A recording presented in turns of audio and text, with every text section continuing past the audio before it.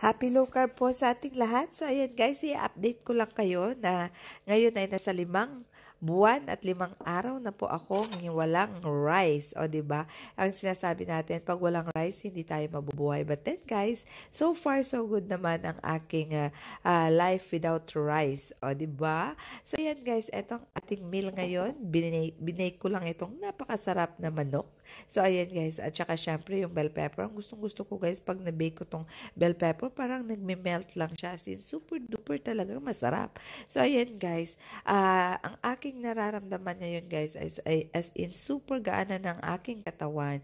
Hindi na masakit ang aking mga paa kahit na buong araw ako nakatayo at lagi na lang naglalakad. So, ayan guys, at ang maganda pa, pag naglo-low carb ka guys, iisang menu lang ang kailangan mong lutuin, hindi na marami. So, less na ito sa trabaho at saka syempre sa budget. At saka syempre guys, ang mararamdaman mo na parang hindi ka lang agad-agad tumatanda. O diba? Kasi nababawasan yung mga sakit-sakit mo sa katawan. At saka yun nga sinasabi nila na yung pag wala kang rice, hindi ka mabubuhay. So, but then sa totoo lang guys, kahit walang rice ngayon guys, as in less na yun sa budget, okay pa rin ako. Ayan guys, happy low carb.